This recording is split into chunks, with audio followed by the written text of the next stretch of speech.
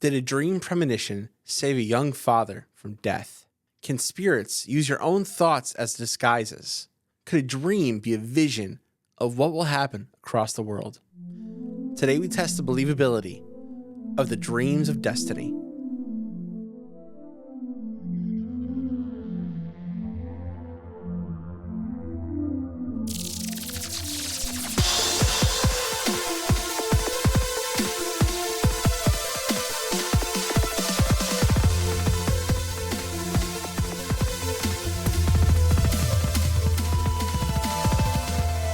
Welcome to Believing the Bizarre, Where we dive into the unknown and the unusual. and tell you whether or not we find it believable. Happy Tuesday, happy second day of the week, third, I think, technically. You know, I'm just happy to be here. Just happy to be here. It could be a lot of places right now, but I'm here. You could be. Doing this episode with you. Field of Dreams.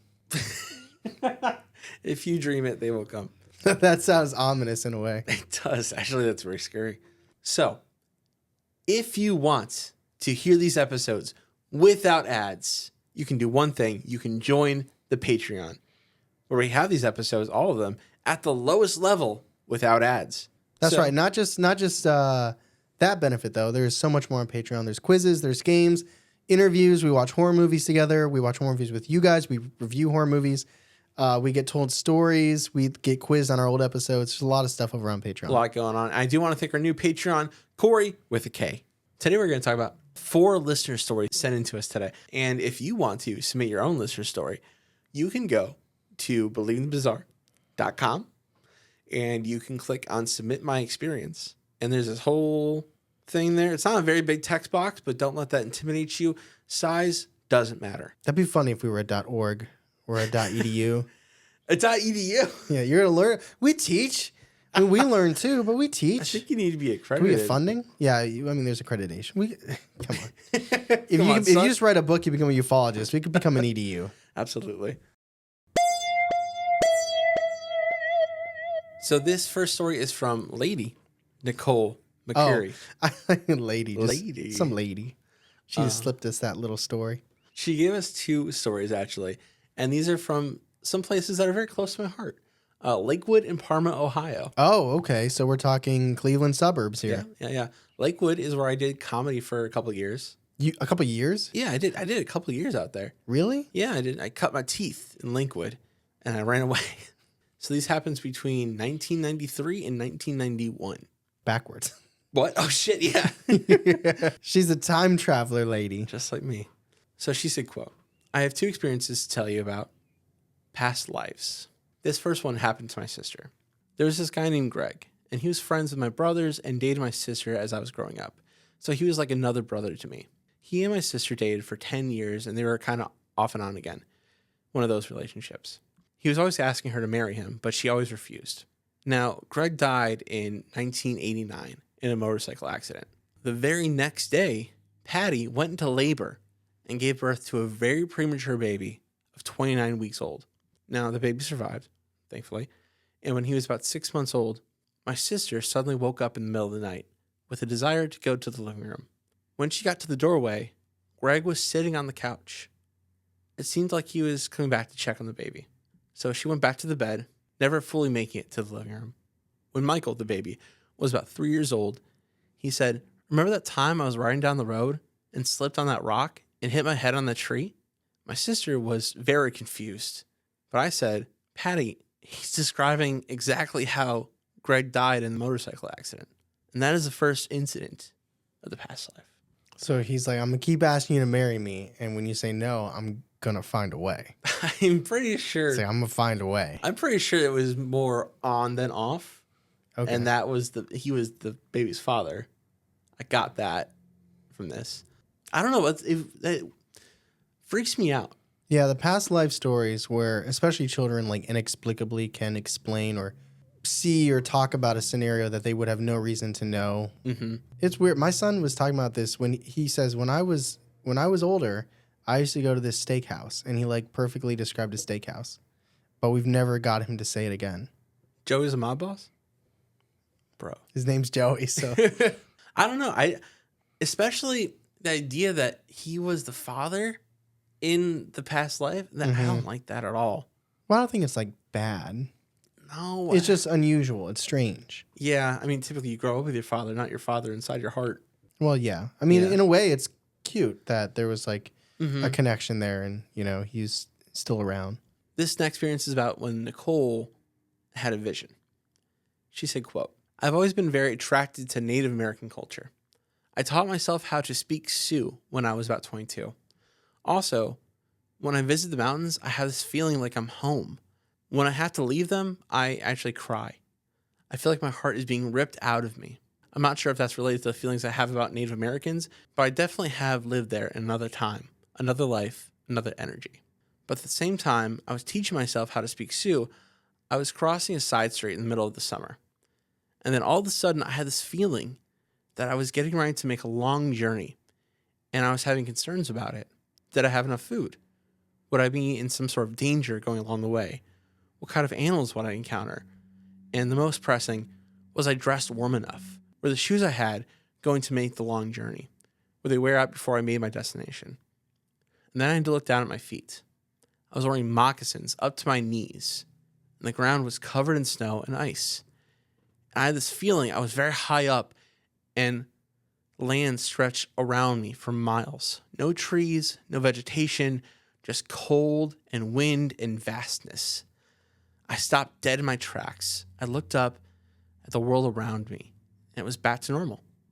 Just some city street between a bar and an apartment building. And that is the end of her vision. That would be the trippiest thing. Yeah. There's a movie I watched where it's like there was a pill that you took, and the pill would send you back to a certain time. Oh, I remember you told me this based story on before. wherever you were at, like where you were at physically in this world. Like he started mapping out, like if you're sitting on the couch, you get sent here. If you're sitting somewhere else, you get sent there. I think he lost his dog in a different time. It was really sad. But that's all I could think of. But that would be like, That'd be so. It would almost be like, should I go to the doctor? yeah, I'm assuming there was nothing she was on. She didn't. I She mean, didn't say. yeah. We're assuming here. Can you imagine if you're like you're in the airport, you're on one of those things where like a people mover, Oh, and yeah, it yeah. happens then. You're just like, yeah, and then you're feeling that rush, and then all of a sudden you just face plant. Yeah, that actually feels like a cut in like a comedy movie. Oh man, how convenient for her that she probably grew up a Cleveland Indians fan. She probably did. Yeah, absolutely. She probably did. I did. So our next story is from Adrian, and this takes place in Coachella, California, and Fort Bragg, North Carolina. There's always having Coachella there. Just every day you wake up, Coachella. you chug a Monster, and it's just like, who's playing tonight? It would be really cool to go to Coachella. I don't think there's many artists that I'd be like super pumped to see. You know, And that's me personally. I'm not saying like these artists suck. I'm saying based on my tastes. if there like- was like one music fest I want to go to, it'd probably be Austin City Limits. That'd be sick. Dude, when they were doing the Warped Tour thing in the desert, like Vegas, that would have yeah. been really cool to go What was to. it? It wasn't a Warped Tour. It was No, the when we were Nostalgia? young. Yeah, when we yeah, were young. Yeah, that was pretty neat. I mean, Lollapalooza, there's stuff like that. The reading one that I think A Day to Remember does. Mm-hmm. Coachella. Coachella. So this takes place from 1980 to present. Damn, okay, 40 years. 1982 or 1980 until 1980 now? dash present. So Adrian said, quote, "My name is Adrian, and I have personal accounts from my parents that I believe build strong arguments for paranormal activity and metaphysical connections." Dude came in with a thesis statement. He has the abstract. Yeah. Now he's going to defend his thesis or his dissertation. Let's go. We got to defend it. He said, "My mother's name is Sophia, and my father's name is Jimmy. My father and I are able to lucid dream regularly and control our dreams when we lucid dream. It's nothing special to us. It's more of a matter of fact. Now, sometimes just sleeping is better than lucid dreaming. My family has Mexican and Native American roots. My grandmother was raised in a lot more traditional Mexican culture that led her to believe related myths and mystical beliefs. In addition, there have been several off occurrences where my grandmother would know things before they happen. Example is there would be this knowing of the gender of the child before the test results. Smaller things that are off, but that weren't mind blowing. So this happened in the 1980s to the 1990s. My mother and my father were born in the mid to late 80s, so during the 90s they had not met each other yet. On separate occasions, they both decided to play with Ouija boards with their friends. Now, nothing very notable happened beyond being both given bits of information once they got the board to move. My mother asked how many kids she would have. and she was told 4. My father asked for anything about his future, and he was told that he would have a daughter. These occurrences didn't happen at the same time. Neither of them were aware of their experiences until later.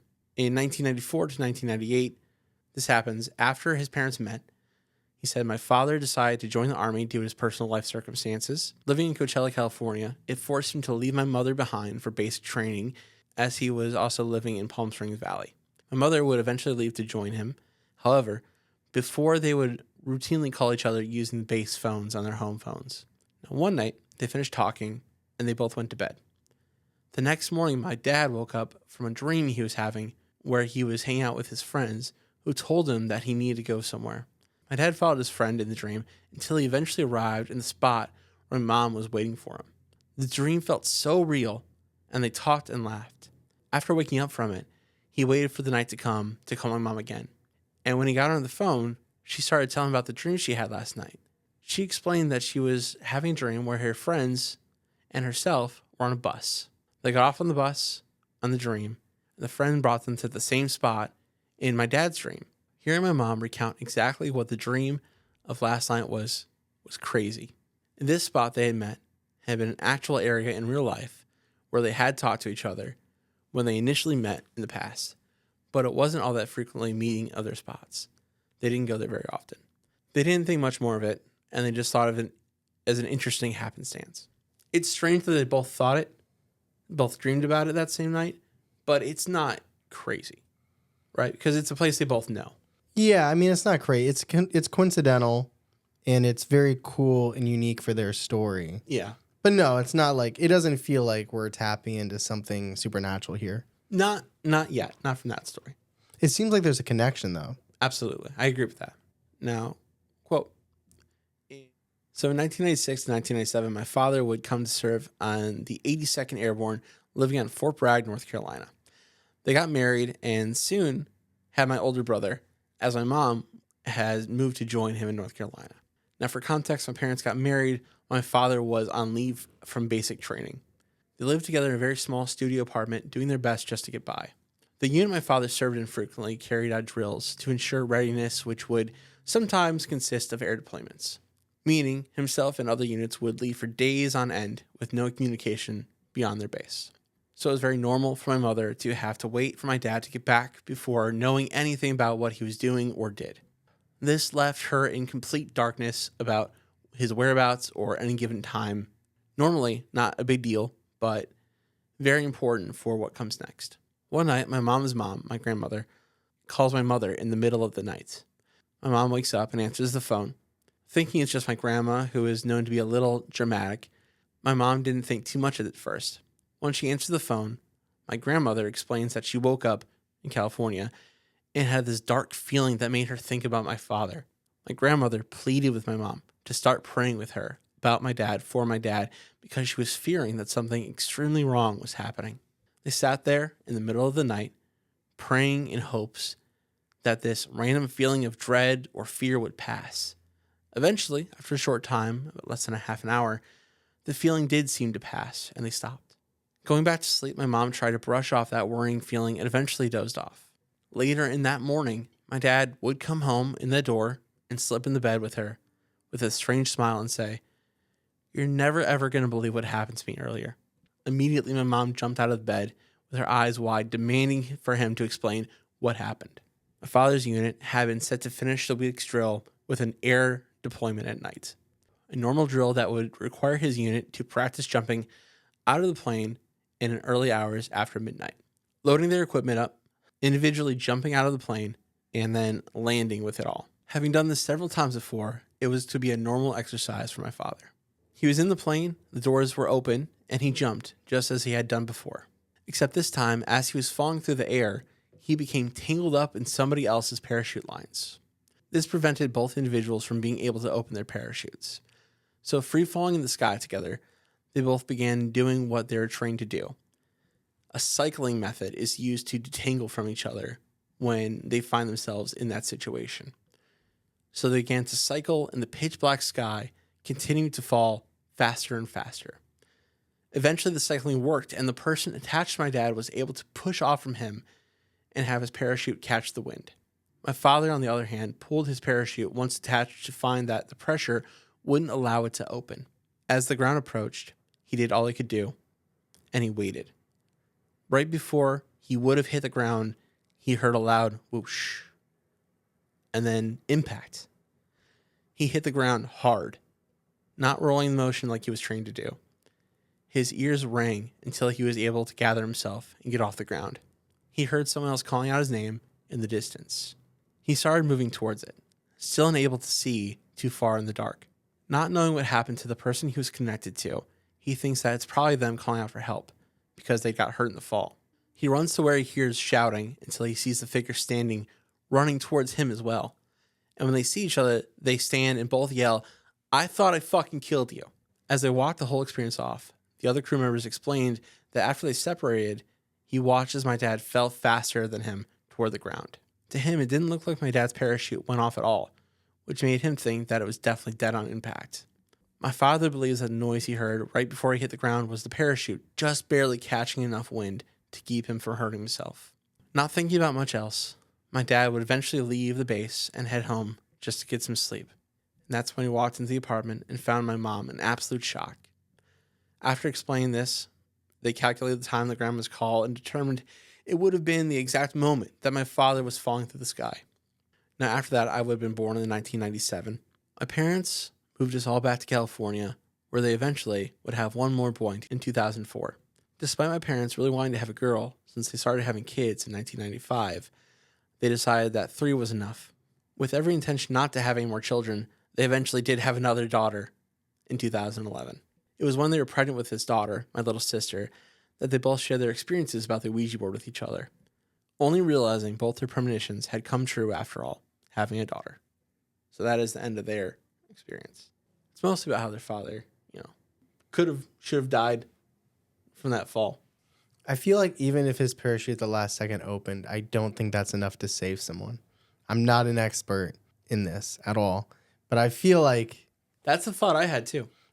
the way the story's told, it seems like it's too sudden. Now, it might have felt like it, and maybe it was still a couple hundred feet, but I don't know. I feel like even if they did catch the wind, there's a safe zone in parachuting where, like, if you don't catch it within that time, you're going to get hurt, if not die. yeah, I kept waiting for you to say it was going to open, and then you said he hit the ground, and I'm like, oh, he's dead. The ghost of the husband crawled into bed. I had that same thought. That is also not, I don't like, the way that he's like, he slipped in with a smile. He's like, you're not going to believe it. I almost died. It's a miracle, and it's really cool that it lines up. And I mean, I would say, like, if there's such thing as like soulmates, like this feels like a story of soulmates, that they're just so connected. They're so in line with each other that these things happen. And I want to come back to the parachute thing at the end of the episode and talk about that a lot. But until then, let's move on to our next story. So this is our next story. This is a Sophia story. Not like the other Sophia story that we did today. Oh yeah, no, that was a mom. Sophia and Jimmy. This is just Sophia, straight anon. who said, "Please don't say my name, because please don't." Charlie will tell me after, though. I will. Yeah, we're going that new Patreon tier. This takes place in Alberta, Canada, from 2015 to currently. She said, quote, "It's kind of weird telling this as a whole because I've always thought it was just weird stuff that can happen occasionally. And I've always been a very spiritual person. I grew up in the church, so I believe in heaven and angels and etc. So I never discredited the idea of ghosts or other scary things. You guys really caught me off guard with your haunted games episode because that is something I researched heavily as a kid. So I've always been in the paranormal stuff, but I've never tried them because I'm a chicken, which I totally get. So I'll jump right into it. I had my first encounter in 2015. I was in middle school, but I suffered from extreme night terrors, recurring nightmares, occasional sleep paralysis, always waking up between 2 a.m. and 4 a.m. every single night. Except that wasn't all. I would wake up and there would always be these 2 dark figures outside my bedroom door or by the bathroom door waiting for me. The way my bed was positioned, I could easily see the bathroom door across the hallway. They never really did anything or come in, they just stood there.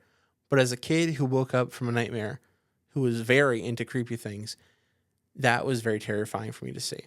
So I tried going back to sleep, playing games on my phone, anything to distract myself from the dark figures in the hallway, but nothing worked. So I would just lay there till the sun came up, and I felt safer. I can get some more sleep. This happened multiple nights without fail until I got so desperate, I started reading the Bible app I had on my phone. I don't know why, but this just made it bearable. And eventually, it lessened. It was like a routine nightmare. Wake up, weird things in the hallway, Bible, back to bed. I never told my mom because I thought maybe it was me being overtired or stressed or having an active imagination as a kid. Until I came home from school one day, and there were oily handprints in my room, of course. So I was like, what the heck is this? So I went over and asked my mom about it, and she said the house felt off, so she prayed over it.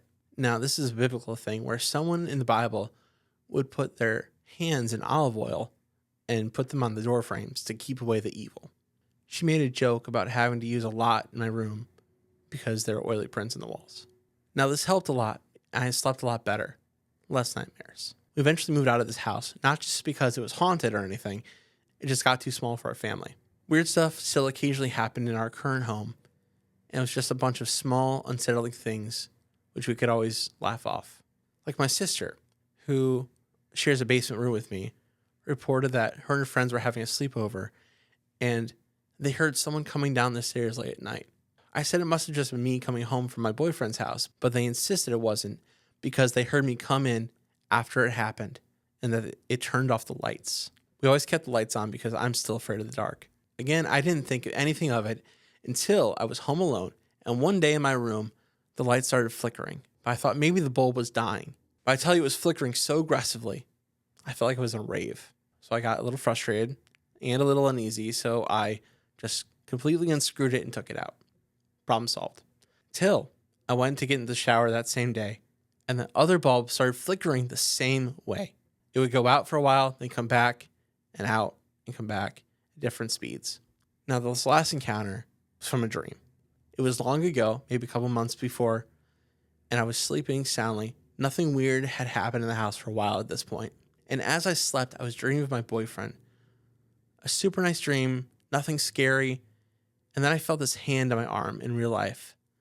So of course, I rolled over, and as I'm slowly waking up, I see my boyfriend, and he's standing over my bed. We don't live together, like I said earlier. We share a basement with my sister. So because I'm still groggy, it hadn't really clicked in my head that he shouldn't be in my room standing over me in the middle of the night. And he starts talking to me, but it wasn't his voice. I can't remember what he or it or whatever it was saying to me, but I knew in that moment something was off and started praying, and eventually it just disappeared. I talked to my mom about it the next morning because she was also a very spiritual person, but she didn't give me answers, just more questions.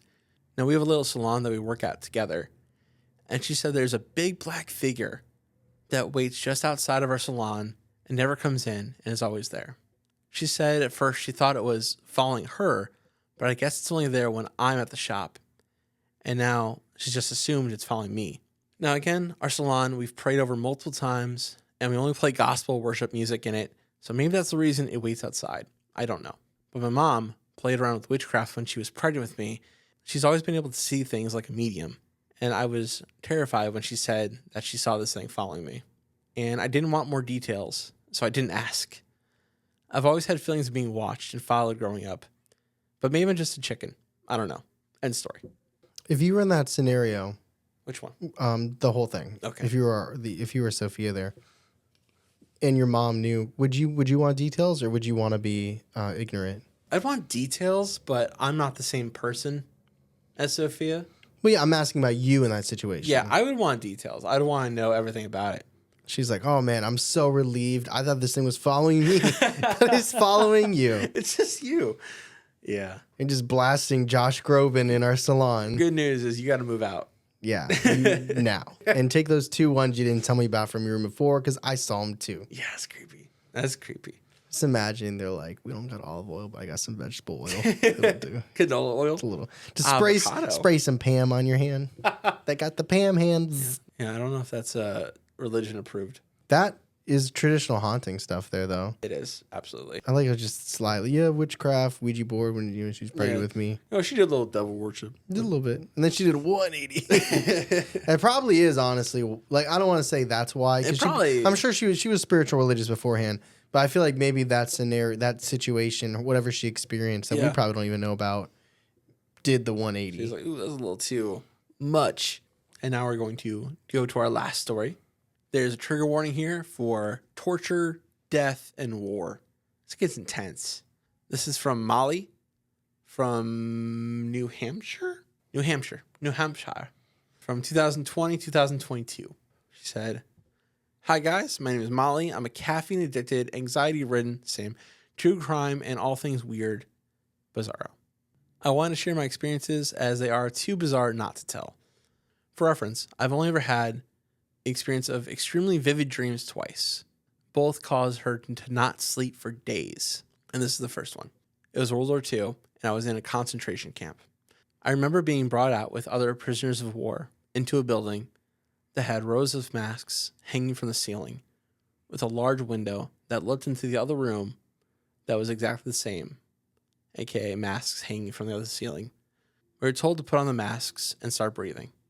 One side would receive pure oxygen, and the other lethal gas. I remember putting the mask on and starting to breathe. You could see the other side of the window doing the same thing. But then suddenly, they started to scream in pain, choke, and die before my very eyes. It is the most horrific thing I've ever seen. We were led through that room afterwards. The gas stung my eyes and my nose, and I was stepping over the bodies. We were led outside and told to go back into our tents. I remember hearing gunshots and dirt spraying onto my legs, and bullets landed all around me. People were being killed right next to me. I started running through the woods and somehow escaped. I woke up out of breath, my eyes, my nose, and my throat still burning. I didn't sleep for almost a week after that. I've never been so disturbed by a dream." Is that exact method of killing, did that actually really happen? I know gas chambers and things, but did two-way glass, like being able to see another room, almost like a Russian roulette style? Yeah, did that really happen? No. Okay. I don't. Okay, I'm pretty into World War II. I don't recall hearing about that execution method. I don't know everything. I'll admit that. I do know that they did use masks though. Mm-hmm. So it's not. Yeah, the mask part sounded familiar, but then when it got to that part, they're like, all right, everyone in this room, move to the next room. They're like, wait a minute. It does seem like Mangala kind of shit though. So I'm not. It's sadistic. Yes. Like Dr. Mangala, he could have definitely done something like that though. Although he focused more on twins. Yeah. Yes. Experimental. Mm-hmm. Yeah. Man, have you ever experienced tear gas? No. Dude, like, this was a dream, but like that type of stuff being like 10 times worse. But like, I can imagine like going through and just feeling like, ugh. That'd be awful. I don't know if this came specifically from a past life experience or something like that, or even something that had started in reality and evolved into a dream. Well, that's why I ask. That's partly why I ask if that really happened. Because if that didn't happen, I mean, I think we're just dealing with a bad dream here. And I don't mean to downplay it. I mean, I've gone on record. I've had dreams that have put me in a funk for days. So I'm not underestimating the power of what a dream can do to your psyche. But theoretically, that could just be someone had a really bad dream. In theory, I agree with that. Now, the second dream is a little bit different. Let's go into this. Quote, "This dream happened only 2 weeks before the attacks on Ukraine. I remember being in the city, and there was unusually quiet. The streets empty. A loud plane flew overhead, and something fell from it, suddenly buildings being blown apart. I remember being hit on the arm with a piece of brick that had been flung from a building in the explosion. I woke up the next morning with a bruise on my arm where I was hit. You could hear sirens blaring, warning people to get to safety, children crying, and people screaming. I woke up and I was so disturbed I couldn't sleep for the rest of the night. 2 weeks later, the attacks on Ukraine began." So those were her vivid dreams, and she's not exactly sure what to make from them. Now, that sounds like a prolific dream to me. I want to hear your argument against it, I guess. It's too vague? I don't know. And it's also like 2 weeks. It's not like it was the next day. It's pretty close, though. There's wars happening everywhere, too. Like, Ukraine was popular here, so it's like front of mind, but It's pretty close. I don't know. What's so specific about the dream for you that you think definitely Ukraine? I know there was a lot of plane bombings, but I mean that happens everywhere, I guess. There isn't a lot of it's just so close to when it started. Coincidences happen in this world to me. I guess we can talk more about. I think the more interesting thing is that she woke up with a bruise. I agree with that. That's pretty neat. That's cool. It is I love cool. pain. Look what I try to pet my cat. I don't know if you can see that. Oh shit. Yeah, I made that mistake. Was that RJ? RJ, yeah. Yeah. Richard Jefferson. Was that? But is that more of her? Okay, I guess more into the devil's advocate. Is that her creating a situation where she would get bruised and she bruised herself? Maybe. I don't know. But we can talk about all these in the discussion. Okay. So there's a lot to unpack here. Lots of different stories. The first one, there's like two. One is like a past life experience, potentially with the baby, and then the vision in the mountains. Ugh, I don't know. It's just hard to unpack because, like, what is that? Is that like time lapse, like time jumping? There's no mountains in Ohio, really, like that. Well, and she looked down, she had moccasins on. Moccasins. It wasn't her. Right. It could have been her.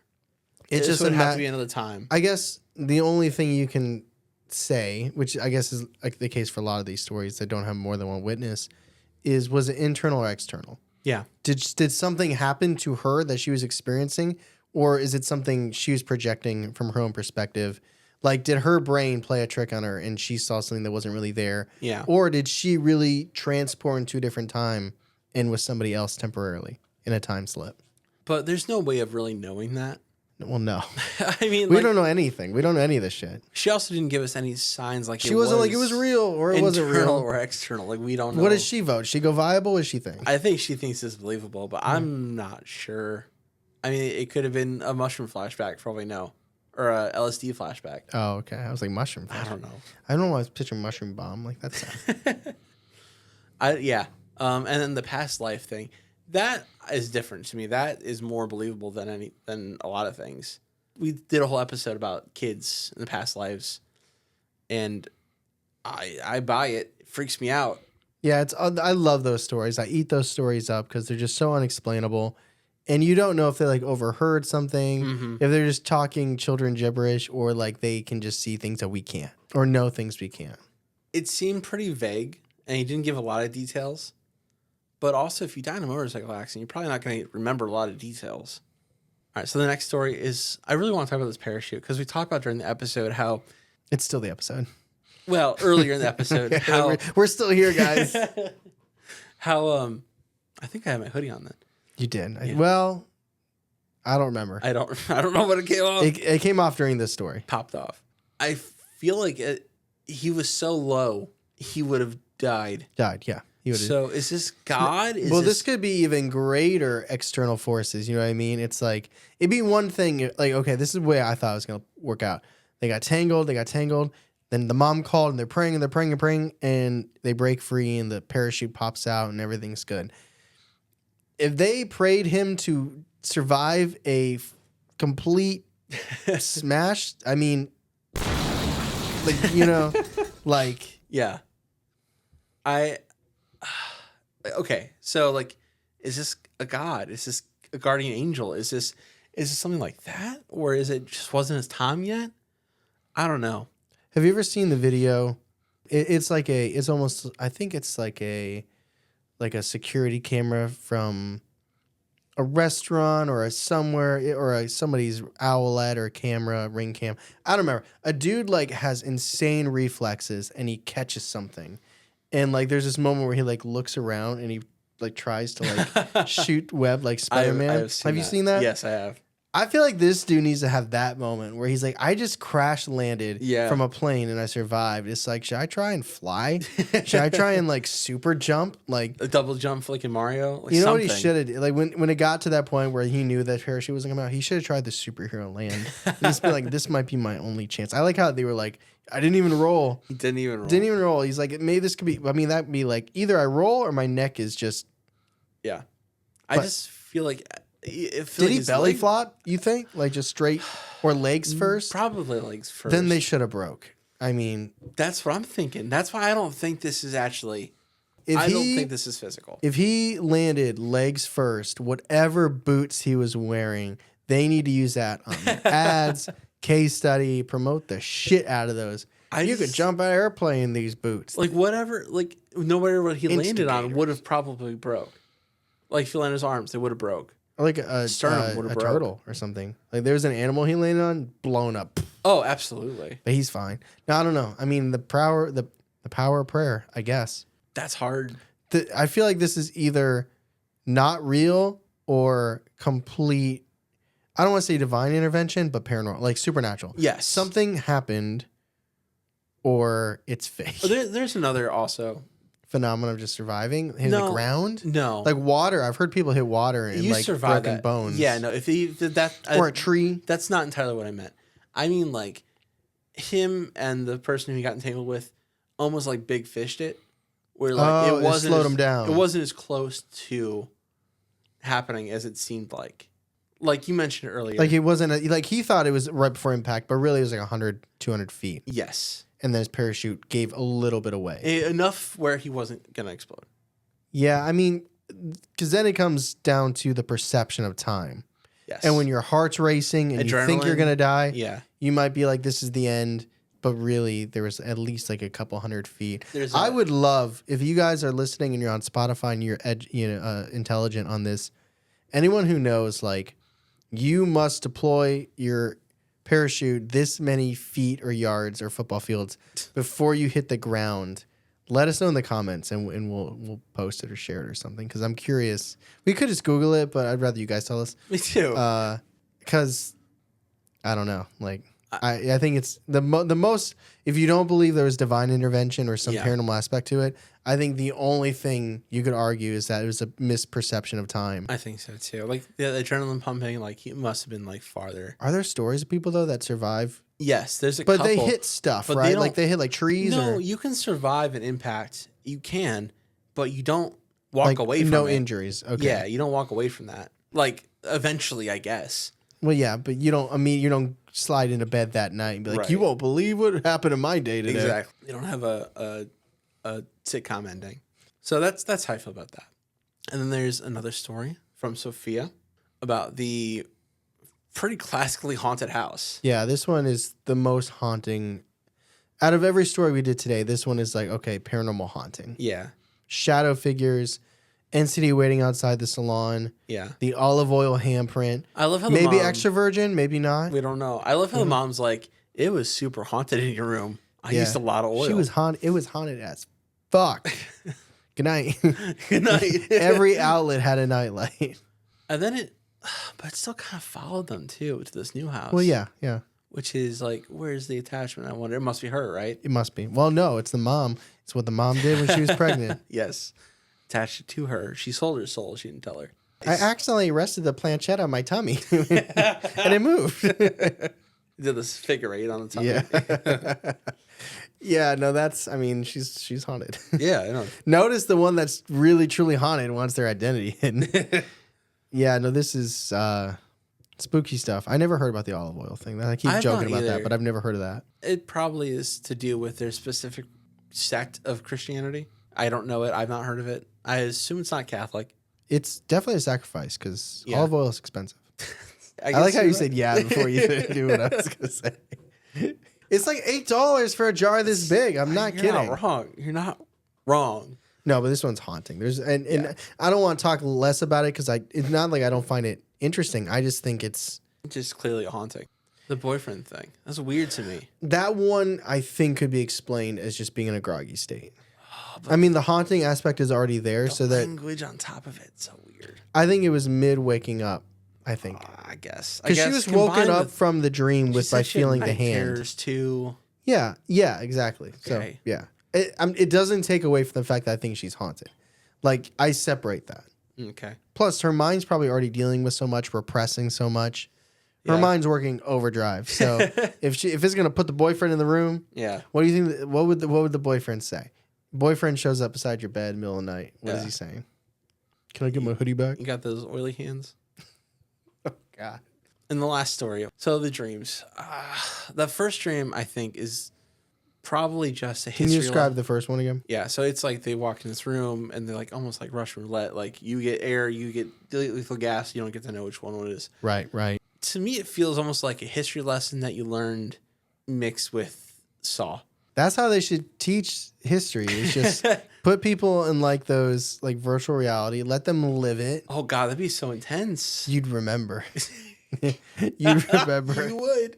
You would. What team do you want to be on? Like, you get to pick. we're going over Hiroshima. What you're like? I want to be Team America, please.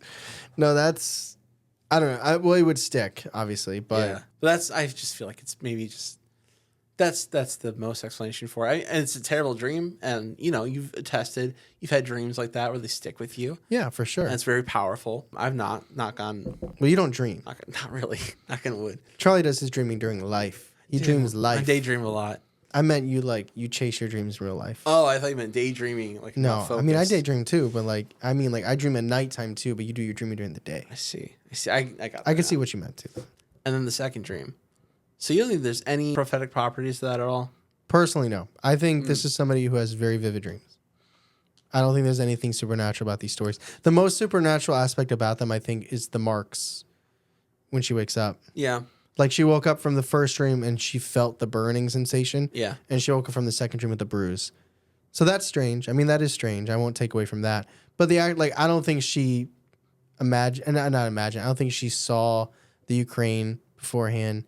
I don't think she witnessed something that truly happened verbatim Now, in World War II. humor me. Let me look up really quick. What started the Ukraine war? What attack started? Let me look that up really quickly. All right.